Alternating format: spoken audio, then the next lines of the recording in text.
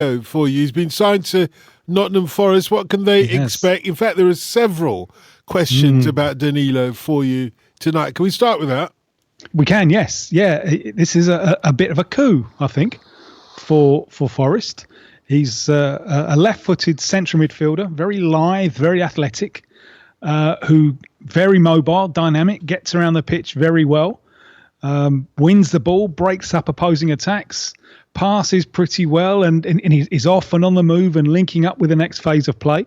Perhaps doesn't offer a great deal in the final third, but he's a player who is consolidated. He's only 21, but he's played in two teams now that have won the Copa Libertadores, South America's Champions League. He's won it twice for Palmeiras, and also won the Brazilian League last season.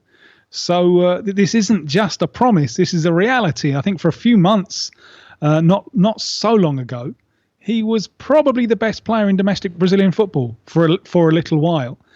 So why has he gone to Nottingham Forest? Well, I think there are two reasons.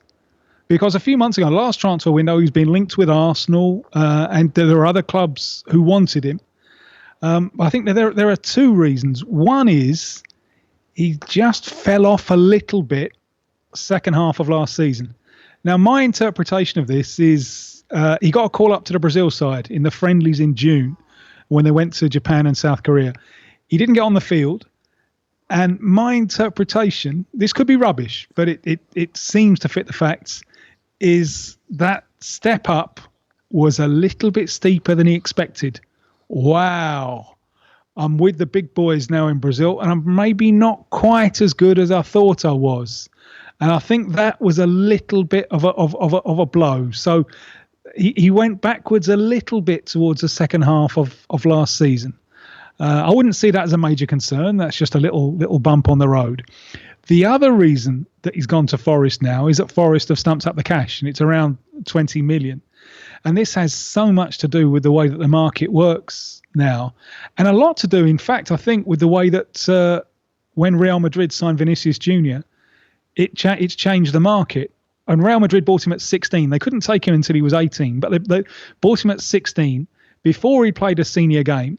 And they paid, I think, something like 40 million quid for him. And it just seemed like absolute madness. And it's turned out to be a rip-roaring success.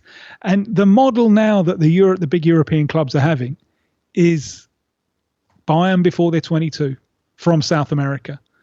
The big clubs don't want to buy players who've hit that 22, 23 mark. And Julian Alvarez went just when he'd reached 22 to Man City. But I think he was something of a special case. And Palmeiras, his club in Sao Paulo, they've been burnt a couple of times recently.